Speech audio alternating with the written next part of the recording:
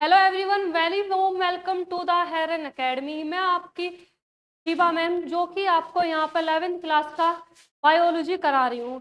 तो बच्चों, आज हमारा लेक्चर 5 है, जिसमें हम अपना बायोलॉजिकल क्लासिफिकेशन चैप्टर को लेके चल रहे हैं। अब तक हमने अपने इस चैप्टर का जो हमारी प्रीवियस 4 लेक्चर रह चुके हैं, उसमें हमने क्लासिफिकेशन जो आपका 2 kingdom, 3 kingdom, 4 kingdom, 5 kingdom classification था, उसको हम बच्चों यहाँ पे कंप्लीट कर चुके हैं। हमारा जो अपना प्रीवियस जो आपका लेक्चर था, उसमें हमने एक टॉपिक स्टार्ट किया था, जिसको हमने क्या नाम दिया था, किंगडम मोनेरा। याद है, किंगडम मोनेरा के बारे में हमने पढ़ा था। आज हम उसी टॉपिक को अपना यहाँ पे कंटिन्यू लेके चल रहे हैं। आई होप आप सभी ने अपने जो प्रीवियस लेक्चर है उनको ले लिया होगा। अगर आपने उन लेक्चर को बच्चों नहीं लिया है तो उनको भी आप जरूर ले लीजिएगा। एक बात मैं आपको यहाँ पे बता देना चाहूंगी, ये जो लेक्चर है, ये लेक्चर सिर्फ आपके 11th लेवल का नहीं, अगर आप नीट एस्पिरेंट है तो विदाउट एनी डाउट आप इन लेक्चर को ले सकते हो, क्योंकि यहाँ पे जो आपको कंटेंट प्रोवाइड किया जा रहा है, प्रोवाइड कराया जा रहा है, वो सारा कंटेंट आपके नीट लेवल का है। अब अगर 11th क्लास का बच्चा मेरी इस बात को सुनकर घबरा जाए कि यार ये तो नीट लेवल का है, मैं 11th में हूँ, मैं तो नीट की प्रिपरेशन भी नहीं कर रहा हूँ, तो मैं क्यों लूँ? ऐसा कुछ नहीं है। अगर आप 11th में हो तो भी आपके लिए ये बेनिफिशियल है। बहुत ही इजी वे में हम यहाँ पे आपको बहुत ही हाईली एजुकेशन प्रोवाइड कराने की कोशिश कर रहे हैं। ठीक है, तो आप अगर 11th में हो तब भी आपके लिए बेनिफिट होगा इसको लेके। और अगर आप नीट की प्रिपरेशन कर रहे हो, चाहे आप 11th में हो या आप ड्रॉपर हो, अगर आप नीट की प्रिपरेशन कर रहे हो तो भी आपके लिए लेक्चर बेनिफिशियल रहने वाला है। तो अच्छी तरीके से पढ़ते रहिए, अपना प्रिपरेशन को बहुत बढ़िया तरीके से करिए, क्योंकि इन फ्यूचर आपको कंपटीशन में बैठना है। और अगर आप नीट एस्पिरेंट हो तो भाई बच्चों, आपका जो कंपटीशन है अभी 60-70 बच्चों के साथ नहीं होगा, अब ये कंपटीशन आपका 30-35 लाख बच्चों के साथ है। और अगर आपको 30-35 लाख बच्चों के साथ में कंपटीशन करना है तो आपको स्टडी भी, आपकी जो आपकी प्रिपरेशन है उसको भी उसी लेवल में लेके चलना होगा। और अच्छी प्रिपरेशन का सिर्फ एक ही तरीका है कि अपनी कंसिस्टेंसी बनाए रखे। ऐसा ना करें कि आज हमने पढ़ा और 2 दिन की छुट्टी, नहीं। अगर आप कंसिस्टेंसी को फॉलो नहीं करेंगे तो आप अच्छी तरीके से प्रिपेयर नहीं कर पाओगे। Consistency is very important. ठीक है, तो अपना डेली रूटीन में पढ़ते रहिए, हर एक लेक्चर को फॉलो कीजिए, जो आपको पढ़ाया जा रहा है, जिस चीज़ को आपको बताया जा रहा है, क्वेश्चन प्रैक्टिस करिए, अपना अच्छी तरीके से पढ़िए, साथ के साथ अपनी एनसीईआरटी को भी लेकर चलिए। बायो एक ऐसा सब्जेक्ट है कि अगर आप इसको विदाउट एनसीईआरटी पढ़ने की कोशिश करोगे बच्चों, तो आप कॉम्पिटिशन लेवल की स्टडी नहीं कर पाओगे। अगर आप नीट एस्पिरेंट हो तो आपके लिए मेरा सजेशन यही रहेगा, आप लेक्चर ले रहे हो, अपना पेन पेपर तो आपके साथ में होना ही चाहिए, लेकिन पेन पेपर के साथ साथ में बायोलॉजिकल क्लासिफिकेशन की जो एनसीईआरटी, इट मीन्स जो आपकी बायोलॉजी की एनसीईआरटी है, उसमें बायोलॉजिकल क्लासिफिकेशन चैप्टर खुला हुआ होना चाहिए। और जिन टॉपिक्स को हम यहाँ पर अब कवर अप कर रहे हैं या हम पढ़ते हैं, वो टॉपिक आपके एनसीईआरटी में खुला हुआ होना चाहिए, पता होना चाहिए कि टॉपिक आपके एनसीईआरटी से कहाँ चल रहा है। बिना अगर आप एनसीईआरटी के पढ़ोगे तो मैं नहीं मानती आप नीट की तैयारी कर पाओगे। विदाउट एनसीईआरटी आप नीट प्रिपरेशन नहीं कर सकते। मोस्ट ऑफ बच्चा आज भी 30-35 लाख बच्चे तैयारी कर रहा है नीट की, लेकिन वो क्या है, वो नीट आपकी एनसीईआरटी को फॉलो नहीं करता है, सिर्फ नोट्स के पीछे भागता है। नोट्स चलो ठीक है, मैं मान रही हूँ जरूरी है, आपको शॉर्ट टाइम में ज्यादा नॉलेज देने के लिए शॉर्ट अच्छे है, लेकिन विदाउट एनसीईआरटी अगर आप सिर्फ और सिर्फ नोट्स पे डिपेंड रहोगे तो आप नीट क्लियर नहीं कर पाओगे। तो आपको अपनी एनसीईआरटी की नॉलेज होनी चाहिए, एनसीईआरटी आपको क्या समझाने की कोशिश कर रही है, किस पेज पे क्या लिखा है, क्योंकि अब के टाइम का जो नीट का पैटर्न है वो सिंपल यही है कि डायरेक्ट नीट की लाइन से क्वेश्चन उठ के आते हैं। तो अगर आप अपनी एनसीईआरटी को ही नहीं समझ पा रहे हो कि आपकी एनसीईआरटी आपको क्या करी, तो मैं नहीं मानती उस कंडीशन में कोई भी स्टूडेंट नीट अपना क्वालिफाई कर सकता है। बायो जो आपकी है 360 मार्क्स की आने वाली है, और 360 में से अगर आप हमारी सीरीज को फॉलो कर रहे हो तो 340 350 आपके मार्क्स कहीं नहीं गए हैं, क्योंकि यहाँ पे अभी हम नोट्स ले रहे हैं और जल्दी हम यहाँ पे अपनी नीट जो आपकी बायोलॉजी है, जो बुक है आपकी, उसकी भी जल्द जल्द ही हम सीरीज स्टार्ट करने वाले। यहाँ पे फिलहाल हमारा पैटर्न क्या हो रहा है कि हम आपको नोट्स भी प्रोवाइड करा रहे हैं, और नोट्स के साथ साथ हम आपको एनसीईआरटी भी लेके चल रहे हैं कि आपका कौन सा पोर्शन है और कहाँ पे क्या है। लेकिन इसके बाद हम एक अलग से, अगर आप चाहते हैं कि हम आपकी एक अलग से सिर्फ एनसीईआरटी हाईलाइट सीरीज भी लेके आ जाए, तो उसके लिए आप हमें कमेंट करके बताइए कि आपको चाहिए या नहीं चाहिए। अगर आपको उसकी रिक्वायरमेंट है कि मैं आपको 11th और 12th दोनों की एनसीईआरटी को वर्ड टू वर्ड समझाओ कि एनसीईआरटी आपको क्या समझाना चाह रही है, क्योंकि वो एक ऐसी चीज है कि आपके डायरेक्ट क्वेश्चन बनेगी। तो हम उसकी भी सीरीज जल्दी स्टार्ट कर देंगे, लेकिन वो डिपेंड करेगा आपके ऊपर। अगर आप तो चाहोगे तो सीरीज जल्दी आ जाएगी। तो यहाँ तक बात को ज्यादा ना बढ़ाते हो, अपने लेक्चर को स्टार्ट करते हैं बच्चों। आज का जो हमारा लेक्चर है, प्रीवियस लेक्चर में हमने कहाँ तक बात कर चुके थे, याद है? बैक्टीरिया के बारे में हम पढ़ रहे थे, जिसमें हमने बैक्टीरिया के हैबिटेट के बारे में बात किया था। आज हम यहाँ पे बैक्टीरिया के बारे में क्या बात करेंगे, बैक्टीरिया की शेप, जो कि आपका नीट का क्वेश्चन रह चुका है। यहाँ से आपको इसको अच्छी तरीके से समझते चलना है, बिल्कुल भी हल्के में नहीं लेना है बच्चों। नीट का क्वेश्चन आया हुआ है यहाँ से, ठीक है। और आपके 11th क्लास में आप अगर फुल स्टूडेंट हो, तो देखिए आप 11th क्लास में हो, आपको स्कूल एग्जाम भी देने, तो आपके एग्जाम में यहाँ पे क्वेश्चन बनेगा। अब एनसीईआरटी देखो यहाँ पे क्या बोलती है, bacteria are grouped under 4 categories based on their shape. मतलब कि हमने बैक्टीरिया को क्या है, 4 अलग अलग कैटेगरी में इंक्लूड किया है। किस बेस में, उसकी शेप के आधार पर, उसकी शेप के आधार पर सभी बैक्टीरिया को क्या कर दिया गया है, 4 अलग अलग कैटेगरी में इंक्लूड कर दिया गया है। अब वे कैटेगरी कौन कौन सी है, नंबर 1 फोकस। फोकस क्या है आपका, सिंगुलर है। इसको अगर हम प्लूरल में बोलते हैं तो हम इसको बोलते हैं कोकाए। और ये जो आपकी कैटेगरी है, इस कैटेगरी में आपके बैक्टीरिया है जो कोकाए है, तो लिखिए कोकाई क्या है, एक कैटेगरी। फोकस या कोकाए ये क्या है, एक कैटेगरी है। इस कैटेगरी में कैसे बैक्टीरिया आएंगे, सारे के सारे आपके बैक्टीरिया आएंगे जो कि कैसे होंगे, स्फेरिकल शेप होंगे, मतलब कि आपके गोलाकार होंगे। स्फेरिकल शेप के सभी बैक्टीरिया किस कैटेगरी में आते हैं, कोकाई में आते हैं। इसका अगर हम एग्जांपल की बात करें कि ऐसा कौन सा बैक्टीरिया है, कौन सा फोकस कैटेगरी का बैक्टीरिया जो स्फेरिकल शेप का होगा, इसका एग्जांपल हो जाएगा आपका स्ट्रेप्टोकोकस निमोनिया, जिससे कौन सी डिसीज होती है, निमोनिया डिसीज होगी। सॉरी, कैटेगरी 2, नेक्स्ट कैटेगरी है आपका बैसिलस। इसको प्लूरल में हम बोलते हैं बैसिलाई। अब ये कैटेगरी है, इस कैटेगरी में आने वाले सभी बैक्टीरिया का जो शेप है कैसा होगा, रोड शेप होगा। इस कैटेगरी के सभी बैक्टीरिया का शेप कैसा होगा, रोड शेप होगा। इसमें एग्जाम्पल आपका क्या हो जाएगा, बैसिलस थ्यूरेंजिएंसिस। एग्जाम्पल क्या हो जाएगा, बैसिलस थ्यूरेंजिएंसिस। थर्ड आपकी कैटेगरी की अगर हम बात करते हैं, थर्ड कैटेगरी होगी आपकी विब्रियम, जिसको प्लूरल में हम बोलते हैं विब्रियो। इस कैटेगरी में जितने भी बैक्टीरिया भाई बच्चों आपके आएंगे, सारे के सारे कैसे होंगे, कोमा। जैसे आप लिखते लिखते लाइन में बीच में क्या लगाते हो, कोमा लगाते हो, तरीके से आप क्या लगाते हो, कोमा। कुछ इसी तरीके से तो बनाते हो आप कोमा।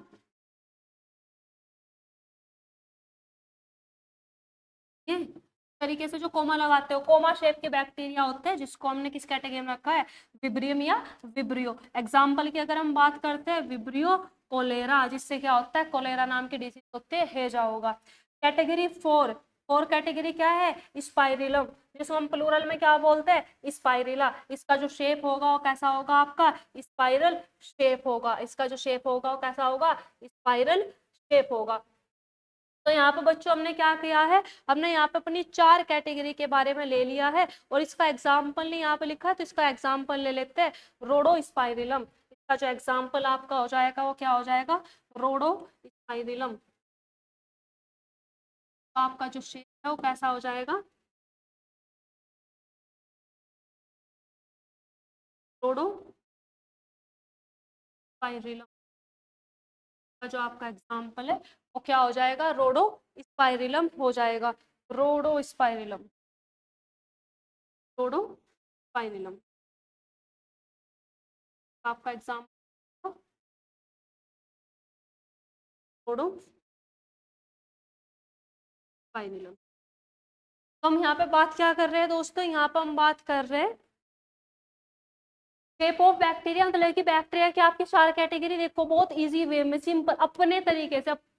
एनसीईआरटी जो भी समझाना चाह रही है ना, उसको अपनी लैंग्वेज में समझना है। मेरा आपको पढ़ाने का सिर्फ एक ही तरीका है कि मैं इस तरीके से समझाऊं कोई भी जितना भी डिफिकल्ट टॉपिक है, कि बच्चा उसको अपनी लैंग्वेज में। देखो अगर आप अकॉर्डिंग टू एनसीईआरटी चलोगे तो आपके लिए डिफिकल्ट होगा, लेकिन अगर आप एनसीईआरटी को लैंग्वेज को अपनी लैंग्वेज में कन्वर्ट करके चलेंगे, उसको अपनी लैंग्वेज में समझ कर चलोगे ना, तो मैं नहीं मानती आप उसको भूल सकते हो, नहीं भूल सकते, हमेशा याद रहेगा। तो यहाँ पर हम पढ़ क्या रहे हैं कि हमने क्या किया है, सभी बैक्टीरिया को, टॉपिक क्या था हमारा, किंगडम मोनेरा, ठीक है। सबसे पहली बात तो है हमने पढ़ क्या रहा है, किंगडम मोनेरा, जिसमें हमने सभी बैक्टीरिया को क्या किया है, इंक्लूड किया है। अब आपके जो बैक्टीरिया को हमने 4 अलग अलग कैटेगरी में डिवाइड किया है। किस आधार पर डिवाइड किया है, उनके शेप के आधार पे। सभी बैक्टीरिया को कितनी कैटेगरी में डिवाइड किया है, 4 कैटेगरी में। किस आधार पे, उनके शेप के आधार पे। कित कौन कौन सी कैटेगरी है, सबसे पहले कैटेगरी होगी आपकी कोकस। कोकस को हम प्लूरल में क्या बोलते हैं, कोकाई बोलते हैं, ठीक है। इसी को हमने बोल दिया कोकाई। अब जितने भी बैक्टीरिया होंगे जो कोकाई कैटेगरी में आ रहे, फोकस कैटेगरी में आ रहे,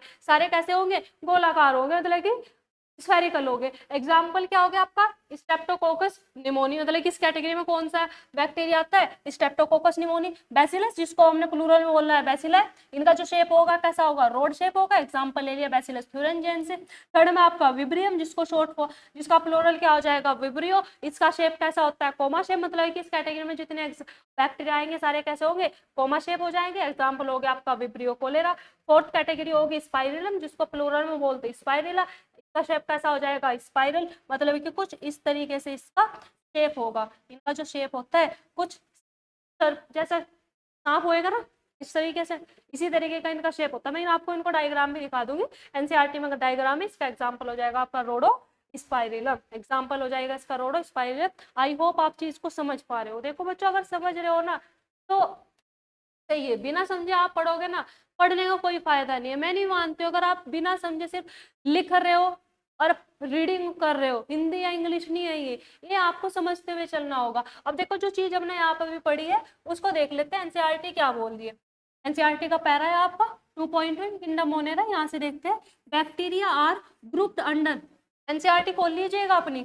bacteria are grouped under 4 category, कि हमने क्या किया है, सभी बैक्टीरिया को 4 अलग अलग कैटेगरी में इंक्लूड किया है, बेस्ड ऑन देयर शेप, किस आधार पर, उनके शेप के आधार पे। स्पाइरल, एक आपका कैसा है, स्पाइरल है, जिसका क्या नाम हो गया, फोकस। स्फेरिकल है, सॉरी स्फेरिकल, जिसका क्या नाम है, फोकस, इसी को हमने प्लूरल में बोल दिया है कोकाई।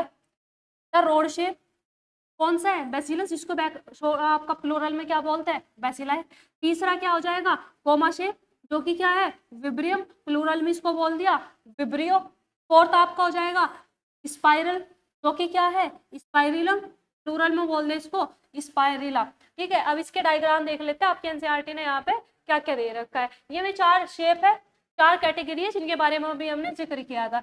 सबसे पहले अगर हम बात करते हैं, यहाँ पे देखो ये हो गया आपका स्फेरिकल शेप, जिसको हमने क्या बोला है, कोकाई। ये आपका क्या हो गया, कोकाई, जिसको जो कि कैसे शेप का है, आपके स्फेरिकल शेप का। अभी हमने यहाँ पे बात की थी किसकी, स्ट्रेप्टोकोकस निमोनिया की। दूसरा हो गया आपका यहाँ पे क्या, बैसिलाई।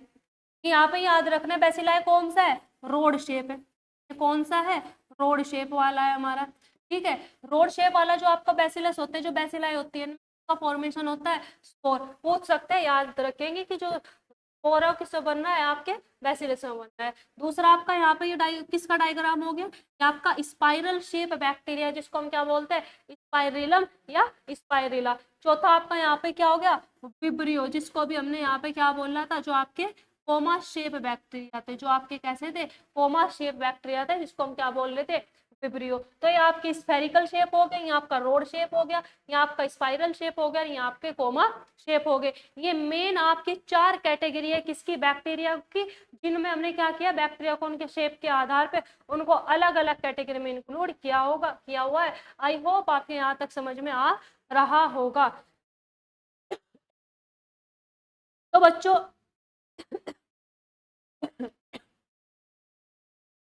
सॉरी, अब यहाँ से स्टार्ट करते हैं भाई, समझ में आ रहा है ना आपको बच्चों, देखो अगर समझ पा रहे हो ना बहुत अच्छी बात है। अब यहाँ से हम बात करते हैं बैक्टीरिया के मोड ऑफ न्यूट्रिशन।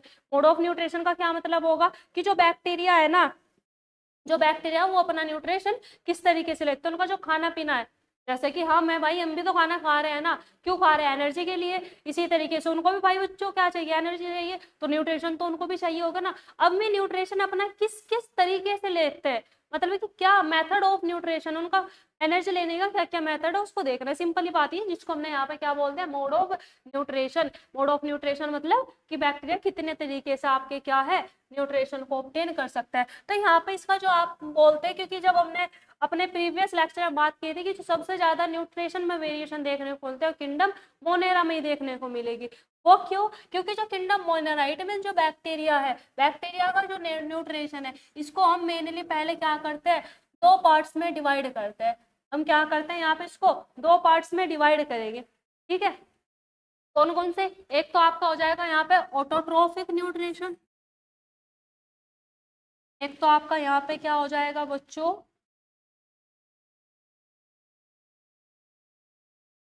फैन क्यों नहीं आ रहा है भाई?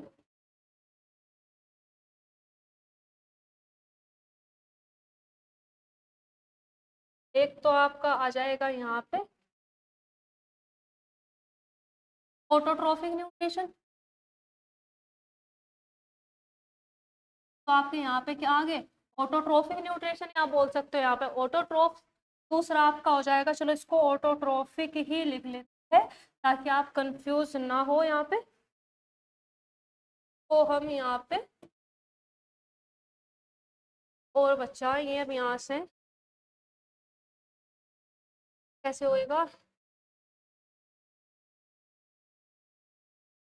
चलिए भाई। तो यहाँ पे मैंने ऑटोट्रोफिक,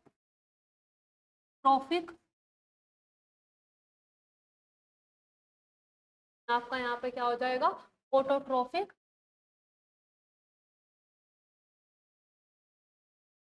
ऑटोट्रोफिक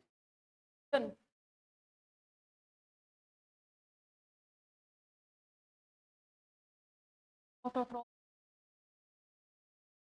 दूसरा यहाँ पर आपका क्या हो जाएगा hetero, heterotrophic.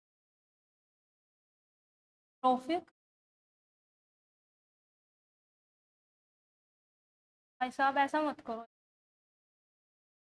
Heterotrophic, heterotrophic.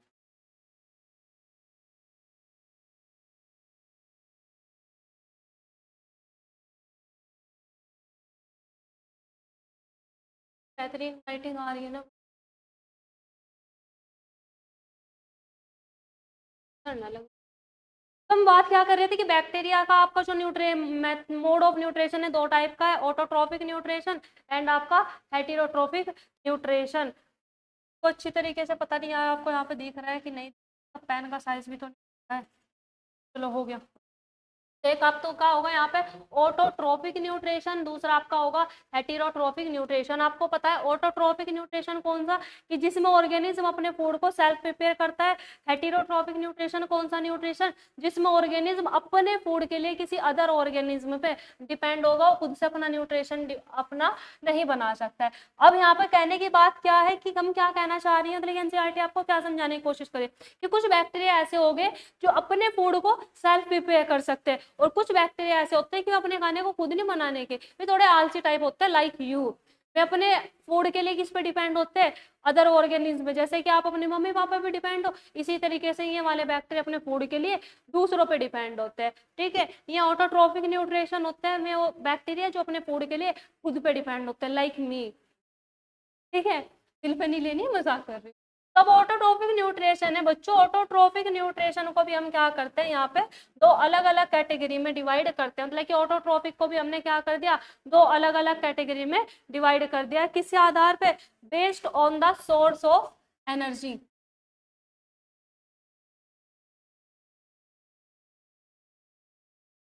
Autotrophic nutrition को हमने क्या किया है, इसको हमने दो अलग अलग कैटेगरी में डिवाइड कर दिया है। किस आधार पे किया है? Based on the source of energy,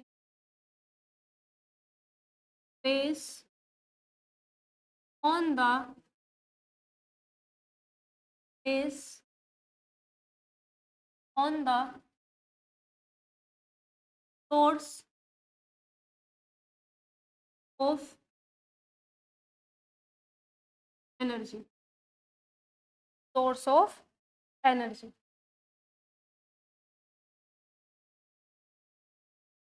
source of energy, energy के बेस में हमने क्या कर दिया, ऑटोट्रॉफिक को भी दो टाइप में डिवाइड कर दिया। अब दो कौन कौन से हैं? एक तो है आपका कीमो ऑटोट्रोप्स, एक तो आपका कीमो ऑटोट्रोप्स, एक है आपका फोटो ऑटोट्रोप्स। अब इनको देख कर ना, देखो सबसे पहली बात तो ये है बच्चों, घबराना नहीं है। सबसे फर्स्ट ऑफ ऑल बात आपकी क्या आ जाती है कि इनको शब्दों को देख के घबराना नहीं है। सिंपल सी बात है, ऑटोट्रॉफिक वे ऑर्गेनिज्म जो अपने फूड को सेल्फ प्रिपेयर कर रहे हैं। अब ऑटोट्रॉफिक को हमने दो पार्ट में देखो, ऑटोट्रॉफिक तो है ऑटोट्रोप्स, ऑटोट्रोप्स दो टर्म यूज ऐड हुए यहाँ पे, इधर तो कीमो ऐड हो गया, इधर आपका फोटो ऐड हो गया। बात तो वही, अगर आपके ऑटोट्रॉफिक याद हो गए तो ये भी हो जाएंगे, उधर कीमो ऐड कर देना है, इधर आपको फोटो ऐड कर देना है। ठीक है, अब कीमो का मतलब क्या है और फोटो का मतलब क्या है कि जो बैक्टीरिया है, बैक्टीरिया आपके क्या कर रहे हैं, बैक्टीरिया जब ऑटोट्रॉफिक है तो फूड तो खुद ही बनाएंगे, सिंपल सी बात है। जब मैं आपके क्या है ऑटोट्रॉफ है तो फूड को तो मैं खुद ही बनाएंगे। अब फूड बनाने के लिए जो उनको एनर्जी लगेगी, वो एनर्जी अगर आ रही है कहाँ से, केमिकल से। देखो याद रखिए यहाँ पे क्या लिखा हुआ है, कीमो, कीमो का क्या मतलब हो जाएगा, कीमो का मतलब केमिकल, कीमो का क्या मतलब है, केमिकल। तो अगर सोर्स ऑफ एनर्जी क्या है, केमिकल रिएक्शन है, उनको कहाँ से एनर्जी मिल रही है, केमिकल रिएक्शन से एनर्जी मिल रही है, और हमें क्या कर रहे हैं, अपने एनर्जी को प्रोड्यूस कर रहे हैं, तो उसको हम क्या बोल देंगे, कीमोट्रोफ, कीमो ऑटोट्रोफ। इसको आप यहाँ पे कुछ इस तरीके से लिख सकते हैं, ये कौन हो जाएंगे आपके, एनर्जी कम्स फ्रॉम, इसको आप लिखोगे energy comes from chemical reaction, chemical reaction मतलब कि वे ऑर्गेनिज्म जो अपने फूड को बना रहे हैं, लेकिन फूड बनाने के लिए वे किसका इस्तेमाल कर रहे हैं, केमिकल रिएक्शन, मतलब कि केमिकल का इस्तेमाल कर रहे हैं और अपने फूड को बना रहे हैं। ऐसे बैक्टीरिया को हम क्या बोलते हैं, कीमो ऑटोट्रोफ बोलते हैं। एग्जाम्पल की अगर हम यहाँ पे बात करें, ऐसे कौन से बैक्टीरिया है जो केमिकल का इस्तेमाल करते हैं, यहाँ पे आ जाएगा आपका iron bacteria,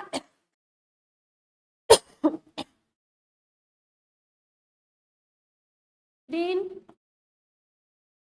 coma, iron comma sulphur,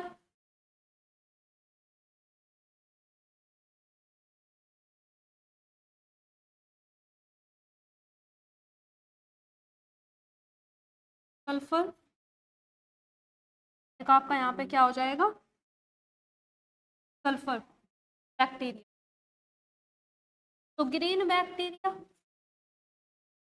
iron bacteria और सल्फर बैक्टीरिया, ये ऐसे बैक्टीरिया है, ऐसे बैक्टीरिया है टी, ये ऐसे बैक्टीरिया है जो क्या करते हैं बच्चों, जो अपने फूड को बनाने के लिए का इस्तेमाल करते हैं, केमिकल रिएक्शन का इस्तेमाल करते हैं। यही अगर हम बात करते हैं किसकी, ऑटोट्रोफ की, autotrophic, autotroph, photo autotroph, photo का क्या मतलब होता है, सनलाइट। तो वे एनिमल और इनमें ऑर्गेनिज्म जो अपना फूड बनाने के लिए अब केमिकल रिएक्शन का इस्तेमाल ना करके किसका करेंगे, सनलाइट का, उनको हम क्या बोलते हैं, फोटो ऑटोट्रोफ। तो इनको आप यहाँ पे कुछ इस तरीके से लिख लेंगे, एनर्जी, एनर्जी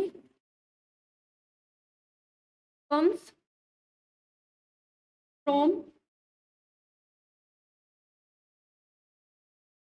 सनलाइट। अब एनर्जी जो इन्हें मिल रही है, मतलब कि जो एनर्जी का यूज कर रहे हैं, क्या बोली मैं, अपने फूड बनाने के लिए वे किस एनर्जी का यूज कर रहे हैं, सनलाइट का यूज कर रहे हैं अपने फूड को प्रिपेयर करने के लिए, तो उनको हम क्या बोलते हैं, फोटो ऑटोट्रोफ। एग्जाम्पल की अगर हम यहाँ पे बात करें, यहाँ पे आपका एग्जाम्पल आ जाता है साइनो बैक्टीरिया, एग्जाम्पल यहाँ पे आपका क्या आ जाएगा, साइनो बैक्टीरिया, यहाँ पे आ जाएगा साइनो बैक्टीरिया। और इसी साइनो बैक्टीरिया को हम क्या बोलते हैं, ब्लू ग्रीन एल्गी भी, कि BGA भी बोलते हैं। तो ये बात होगी हमारी किसकी भाई, ऑटोट्रोफिक न्यूट्रिशन की। अब अगर हम यही पे बात करते हैं हेटेरोट्रोफिक न्यूट्रिशन, तो हेटेरोट्रोफिक न्यूट्रिशन तो आपका होगा, ये भी कितने टाइप का होता है, ये भी आपका दो टाइप का होगा। कितने टाइप का होगा? 2 टाइप का होगा। 2 टाइप कौन कौन से हैं? एक तो आपका हो जाता है यहाँ पे पैरासिटिक, एक तो आपका यहाँ पे क्या हो जाएगा? पैरासिटिक, और दूसरा आपका हो जाएगा सेप्रोफिटिक। दूसरा आपका यहाँ पे क्या हो जाएगा? सेप्रोफिटिक।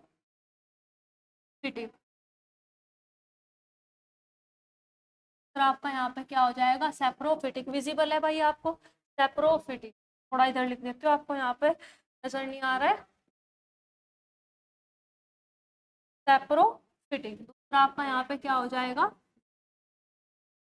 सेप्रोफिटिक। आई होप अब आपको यहाँ पे दिख रहा होगा। यहाँ पे टी के बाद आई सी है, आई सी, सेप्रोफिटिक। तो हेटेरोट्रोपिक न्यूट्रिशन भी कितने टाइप का? 2 टाइप का, पैरासिटिक और आपका सेप्रोफिटिक। पैरासिटिक कौन सा होता है? पैरासिटिक में वो न्यूट्रिशन होता है जो कहाँ पे होगा? होस्ट बॉडी पे रह के किया जाता है। मतलब कि पैरासिटिक जब ऑर्गेनिज्म अपने न्यूट्रिशन के लिए किसी अदर ऑर्गेनिज्म पे डिपेंड होता है। सेप्रोफिटिक का क्या मतलब होगा कि जो न्यूट्रिशन है वो किससे लिया जा रहा है? वो लिया जा रहा है आपके डेड मटीरियल से। किससे लिया जा रहा है? डेड मटीरियल से ऑब्टेन किया जा रहा है।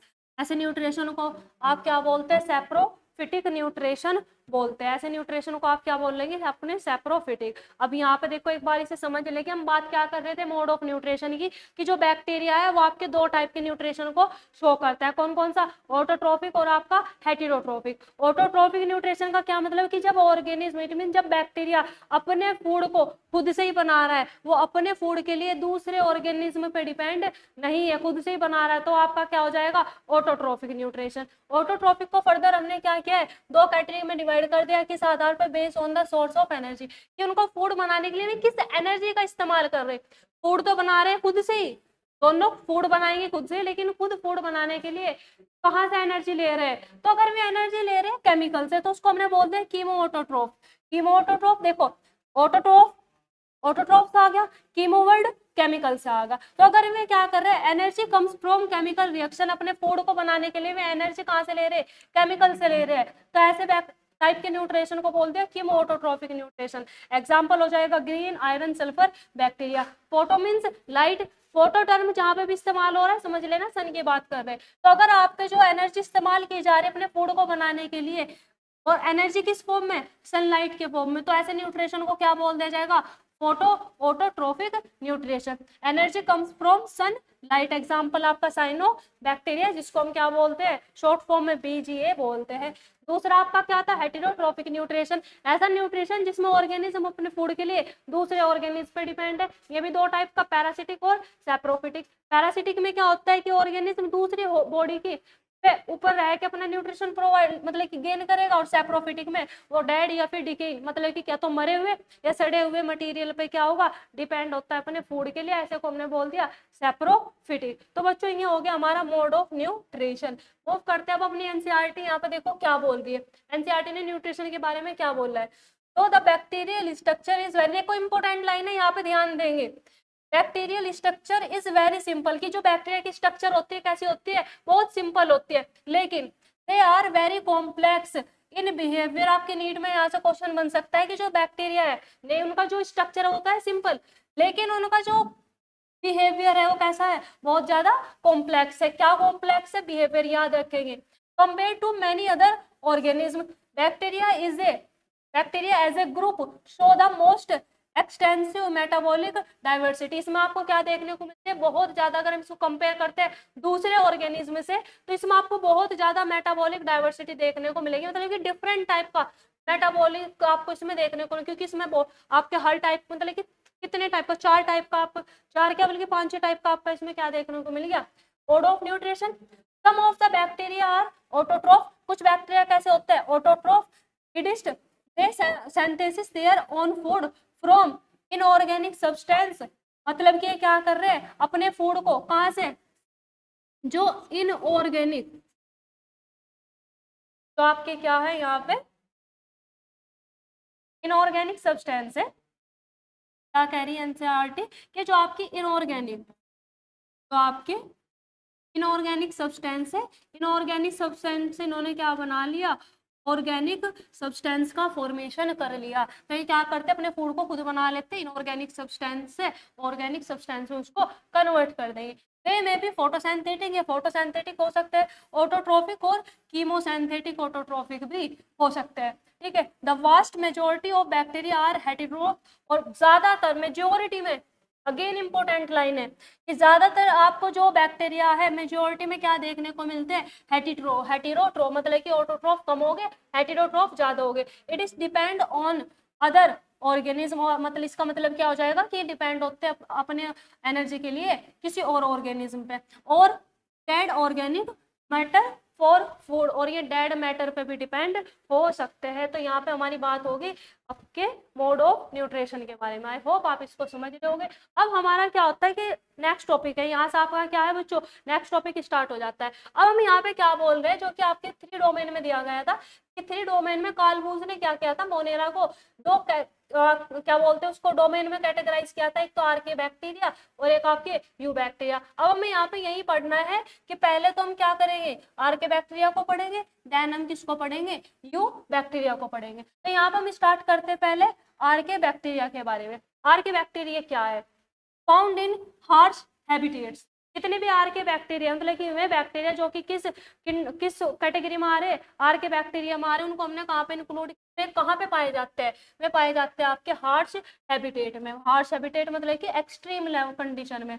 अगर में आपके पाए जा रहे हैं कैसे, सोल्ट एरिया में, वो आपके एनसीईआरटी देखो क्या बोल रहे, बैक्टीरिया है और मैं आपको कहाँ देखने को मिल रहा है, सोल्टी एरिया में देखने को मिल रहे हैं। तो हमें बैक्टीरिया जो सोल्टी एरिया में देखने को मिलते हैं उनको हम बोलते हैं हेलोफिल्स, उनको हम क्या बोलते हैं, हेलोफिल्स। और वे बैक्टीरिया जो कहाँ पे पाए जाएंगे, हॉट स्प्रिंग मतलब कि बहुत गर्म जगह में पाए जाते हैं, उनको हम क्या बोलते हैं, थर्मो एसिडोफिल्स। जो गर्म जगह देखने को मिलते हैं, गर्म जगह मतलब कि जैसे गर्म झरने हो गए जहाँ का टेम्परेचर बहुत ज्यादा होगा, वोल्केने वहाँ क्या बोलते हैं, वोल्केनो में पाए जाते हैं, ऐसे बैक्टीरिया को हम क्या बोलते हैं, थर्मो एसिडोफिल्स बोल लेंगे।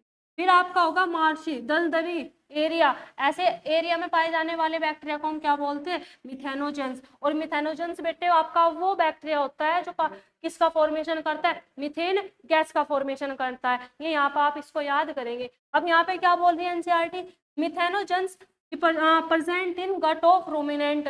रूमिनेंट कौन, जो कि आपकी कैसे जो गाय भैंस होगी, इन्हीं को हम क्या बोलते हैं, रूमिनेंट बोलते हैं। तो ये आपको कहाँ मतलब कि जो आपके मिथेनोजेंस है कहाँ प्रेजेंट होते हैं, रूमिनेंट एनिमल में, और एग्जाम्पल आपके काउ बफेलो। अब यहाँ पर आप एक चीज याद रखेंगे कि जो आपके मिथेनोजेंस होंगे, बात हम यहाँ पे किसकी कर रहे हैं, मिथेनोजेंस। मिथेनोजेंस क्या करते हैं, प्रोड्यूस करेंगे, क्या करते हैं, प्रोड्यूस। ये किसको प्रोड्यूस करते हैं, मिथेन गैस को। ये किसको प्रोड्यूस करते हैं, मिथेन गैस को प्रोड्यूस करते हैं। किसको प्रोड्यूस करते हैं, आपकी मिथेन गैस को प्रोड्यूस करते हैं। और ये जो मिथेन गैस होती है, इसी मिथेन गैस को आप बायोगैस भी बोलते हैं, आप इसको बायोगैस भी बोलते हैं, तो बायोगैस भी बोलते हैं। तो हमने यहाँ पे क्या बात करी है कि जो आपके मार्शी एरिया में पाए जा रहे बैक्टीरिया उनको हमने क्या बोला है, मिथेनोजेंस। मिथेनोजेंस क्या करते हैं, मिथेन गैस को प्रोड्यूस करते हैं। ठीक है, कहाँ से करते हैं, फ्रॉम डंग मतलब कि गोबर से। मतलब कि जब रूमिनेंट एनिमल में पाया जा रहा है, काऊ में बफेलो में, तो उनकी गट में क्या पाया जा रहा है, मिथेन। जो मिथेनोजन है वो बैक्टीरिया, वो गोबर से क्या करता है, मिथेन गैस का जो मिथेन गैस है इसको प्रोड्यूस करता है। यहीं पे अगर हम बात करते हैं next, archaebacteria differ from other bacteria. मतलब कि हमने यहाँ पे क्या किया है कि आर्के बैक्टीरिया को, मोनेरा है, सबसे पहली बात तो ये होगी, देखो मोनेरा में सभी बैक्टीरिया है, लेकिन हमने आर के बैक्टीरिया अलग ग्रुप बनाया और आपका यू बैक्टीरिया अलग। तो जो हमने यू बैक्टीरिया से आर के बैक्टीरिया को अलग किया, वो किस आधार पर, ये भी आपको यहाँ पर पता होना चाहिए, किस आधार पे आर के बैक्टीरिया को डिफर किया है अदर बैक्टीरिया पे, किस आधार पे, इनकी सेल वॉल स्ट्रक्चर के आधार पे। ये आपसे यहाँ पे क्वेश्चन बन सकता है कि आर के बैक्टीरिया को जो अदर बैक्टीरिया से डिफर किया गया है वो किस आधार पे किया गया है, उनकी सेल वॉल के स्ट्रक्चर के आधार पे। आई होप आप इस चीज को समझ चुके होंगे। मूव करते अपने नेक्स्ट स्लाइड की ओर। अब यहाँ पे जो हमने पढ़ा है उस चीज की एनसीईआरटी देख लेते हैं, एनसीईआरटी आपको क्या कह रही है। आर के बैक्टीरिया से फूड, यहाँ तक तो हमने बात कर ली थी, आर के बैक्टीरिया से लेते हैं। अब आर के बैक्टीरिया में एनसीईआरटी क्या बोलती है, इस bacteria These bacteria are special since they live in some of the most harsh habitat such as extreme salty area। मतलब कि जो आपके आर के बैक्टीरिया ये आपको बहुत ज्यादा हार्श हैबिटेट में देखने को मिलते हैं, जैसे कि आपकी सोल्टी एरिया जिनको हम क्या बोलेंगे, हेलोफाइल्स बोलेंगे, हॉट स्प्रिंग ऐसे एनिमल ऐसे और बैक्टीरिया को हम क्या बोलते हैं, थर्मो एसिडोफिल्स बोलेंगे। और कुछ आपके मार्शी एरिया में देखने को मिलते हैं जिनको हम क्या बोलते हैं, मिथेनोजेंस बोलेंगे। Archaebacteria differ from other bacteria in having a different cell wall structure. मतलब कि आर्केबैक्टीरिया को जो दूसरे बैक्टीरिया से डिफर किया गया है किस आधार पर, उनकी सेल वॉल के स्ट्रक्चर के आधार पे। And this feature is responsible for their survival. और ये ही रीजन है, देखो क्या बोल रही है, इंपॉर्टेंट लाइफ। अभी हमने क्या बोला है कि सेल स्ट्रक्चर है वो डिफर कर रही है। अब ये सेल अलग मतलब कि डिफर होने की वजह से ये इतने हार्श हैबिटेट में सरवाइव कर पाते हैं, वही बात है कि इसी की वजह से सरवाइव करते इतने एक्सट्रीम कंडीशन में। Methanogens are present in the gut of several ruminant. Ruminant मतलब कि आपके काउ एंड बफेलो, वही बोलते हैं रूमिनेंट एनिमल सच एज, जैसे कि आपका काउ हो गया और आपका बफेलो होगा। And they are responsible for production of methane, जिसको हम बायोगैस भी बोलते हैं। मतलब कि जो आपका ये मिथेनोजन है ये रिस्पॉन्सिबल होते हैं मीथेन गैस को बनाने के लिए। कहाँ से, from the Dang of these animals. तो जहाँ तक अभी तक हमने पढ़ लिया उसकी एनसीईआरटी आपने देख ली। जो जो चीज मैंने भी आपको बताई थी वो ही सारी चीज आपकी एनसीईआरटी में इंक्लूड किया गया है। तो यहाँ पे हमारा क्या हो जाता है बच्चों, आर्की बैक्टीरिया वाला पोर्शन हो जाता है खत्म। अब जो आपका यू बैक्टीरिया है, अब वीडियो को ज्यादा लंबी नहीं करते, यू बैक्टीरिया को हम अपने नेक्स्ट लेक्चर में लेंगे। उस जब तक हमारा नेक्स्ट लेक्चर ना आ जाए तब तक आप अपने इसको नोटबुक में अच्छी तरीके से नोट कीजिए, इसको रिवाइज कीजिए। और अब सब प्रीवियस अब तक जितने भी हमारे लेक्चर हो चुके हैं उनको जरूर ले लीजिएगा, क्योंकि हमने इस चैप्टर के ऑलरेडी हम इसके और 4 लेक्चर ले चुके हैं, ये हमारा लेक्चर नंबर 5 तक। ठीक है, तो सभी लेक्चर को लेते रहिए बच्चे। आई होप आप सबके समझ में आ रहा होगा। और एक बात मैं आपको यहाँ पे बता देना चाहूंगी कि हम बिल्कुल भी यहाँ पे लापरवाही नहीं बरत रहे। ये चीज मैंने आपको लेक्चर में ही प्रूव कर दिया।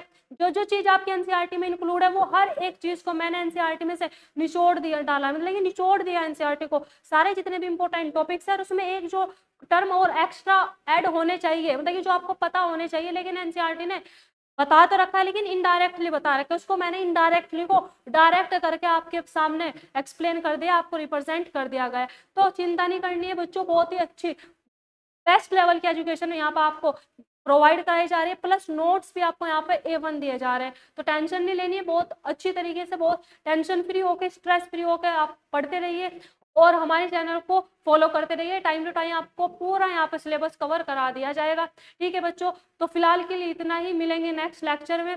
आज के लिए चलते हैं, जल्द मिलेंगे अपने लेक्चर नंबर 6 में, जिसमें हम यू बैक्टीरिया को कवर अप करेंगे और हमारा जो किंगडम मोनेरा चल रहा है इसको कवर करेंगे। तो बच्चों चलते हैं, bye bye, wish you all the best all, thank you so much.